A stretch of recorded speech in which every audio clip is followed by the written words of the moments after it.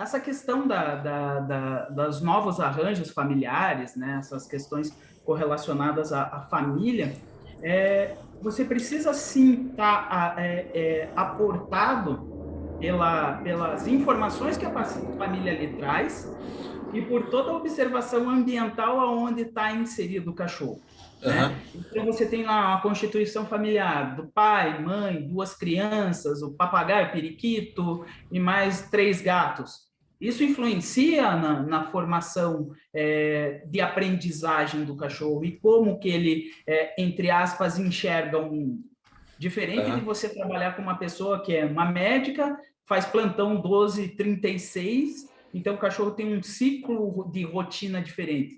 Então, pelo menos eu, né, quando eu vou observar coisas correlacionadas a manejo comportamental de pets e manejo comportamental destinado para a família que tem um cachorro com determinadas questões a resolver, eu sempre busco observar 4 pontos. A primeira coisa é o bem-estar do animal.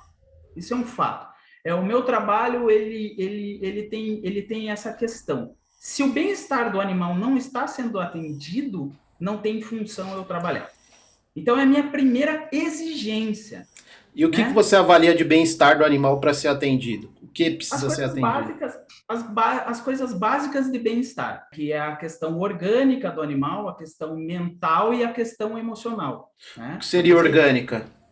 Orgânica é se o funcionamento do organismo está bem. Então, neste momento, eu gosto muito quando a gente tem a indicação do médico veterinário parceiro.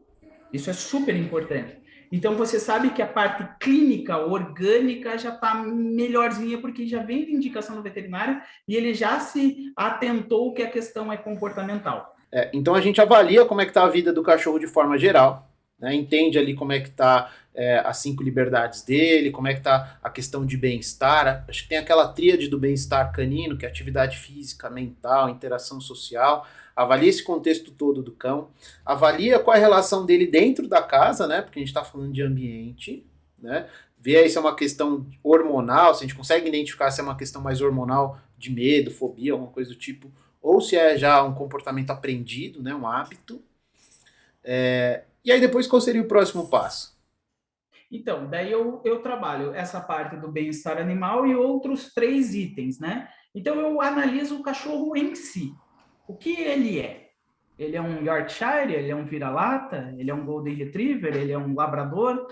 Porque daí você tem uma constituição genética que pode ser favorável a manter-se mais ansioso ou menos ansioso. Então, eu gosto muito de falar sobre isso, que muitas vezes você tem raças que têm a funcionalidade de ofertar companhia.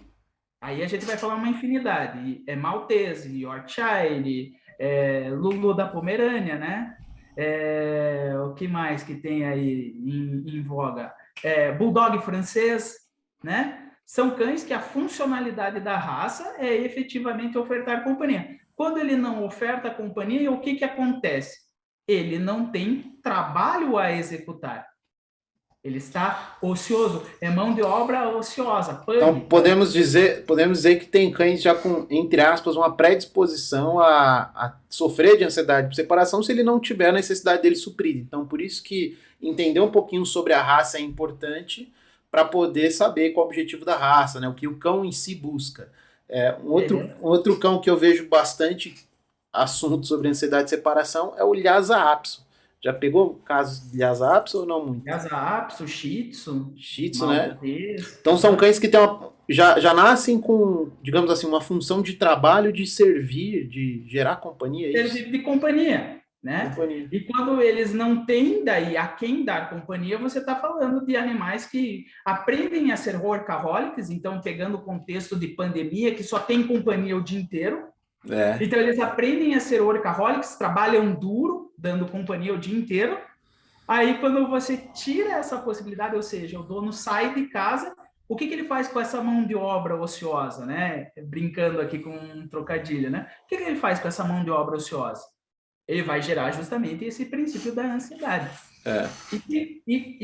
Então a gente observa o cão em si, a formação dele, a raça dele, a formação ontogenética, né? que é essa parte da terça à última parte de gestação, o período de desenvolvimento neurosensível. Como que foi a parte de socialização primária desse animal?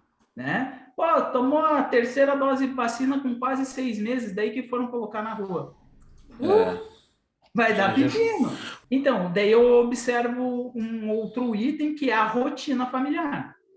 Logicamente, com pandemia, o que aconteceu com a rotina familiar? Um crash total na rotina familiar.